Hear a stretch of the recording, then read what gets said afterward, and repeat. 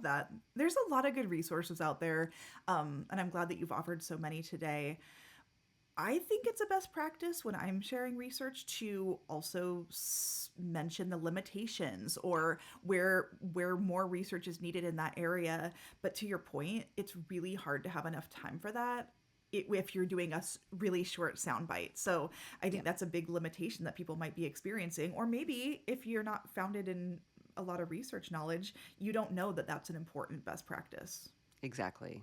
Yeah, Mm, I think if you're in this space and you want to do a better job, then I would say you could kind of have a sentence formula be something like, here's what the research shows. It's strong, moderate, weak, and yeah. here's what we don't know and what we might want to look into next. Yeah. Yeah. A lot of research is like finds really cool stuff and then also uncovers so many more. Like, and we need to understand this in different races, It ethnicities, was not age applicable groups. to different Totally. populations. Yeah, Yeah. Did you know that it was done on all men? And so we right. don't know what this means for women. Like, that's really important to understand when you're interpreting the research. Yes. I want to take advantage of the fact that you're an expert in diabetes education because I know there's tons of misinformation and myths about diabetes and nutrition. If somebody has diabetes, where do you tell them to go for important information?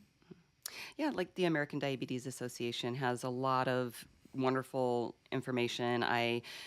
Just recently started working with patients again, and so I browsed through all of their materials, and they have some amazing handouts for healthcare professionals and mostly the general public, but also for healthcare professionals.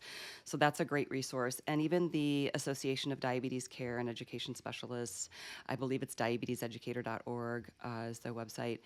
They have information for the public as well. I didn't know you were doing direct patient care again. Yes, I'm You're so seeing excited. individuals? Yes, it's part of a concierge program. Very excited. That's amazing. That's amazing. I don't do specifically diabetes work. I mean, I'll see somebody that has blood sugar issues or insulin resistance, but especially for like medications and all that, I'll tell all of my patients like I really need to get you to somebody that specializes in this area. So you'd be a great resource for that. But you can also search on the Academy of Nutrition and Dietetics. I think the specialty of diabetes. It's just important if you have any individual health need that you're working with somebody who truly specializes in that. I agree. Absolutely. Yeah.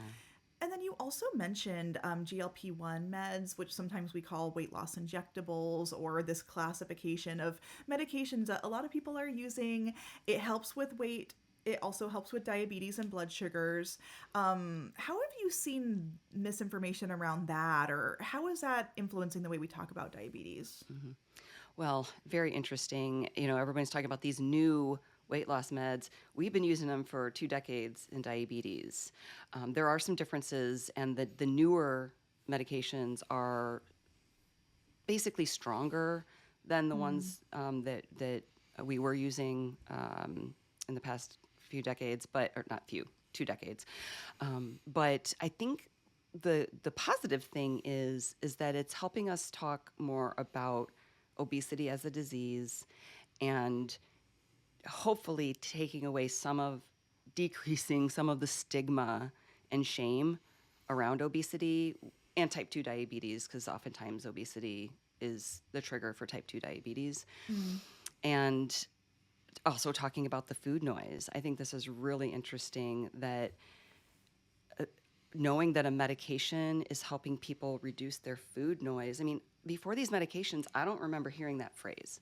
Yeah, me And too. so it's exciting because, all right, so somebody's food noise is decreased, their hunger is under control, and us as dietitians working with them, instead of focusing our efforts on trying to get them to cut back on their portions and to manage their eating triggers, now we can focus on, okay, here's what you can eat to boost your nutrition if you're not that hungry. And here's how you have to actually make sure you're getting adequate nutrition, because a lot of people are not hungry at all. And I'm concerned about malnutrition Yeah. for a lot of these people.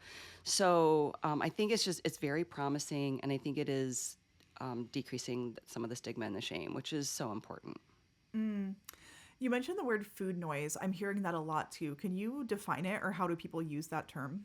Yeah, it's like the cravings that they're feeling all the Mm-hmm. time, and before we had this type of medication that addressed that. I mean, we've had all kinds of weight loss medications Yeah. over the decades, but this in particular seems to be addressing because it deals with the hormones, right? Right. And it's like, okay, it puts more of a physical connotation to it instead of a mental or emotional. And so I think it again, it helps validate that some people just are really struggling with being hungry all the time and craving certain foods. And it's not just that they need to see a therapist.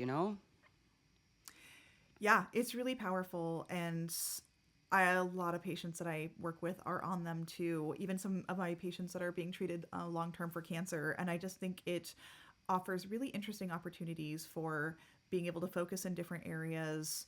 I think there's some stigma with using those medications that also needs to be addressed. I mean, there's a lot of chatter about it online. So, talk about misinformation and Yeah. noise.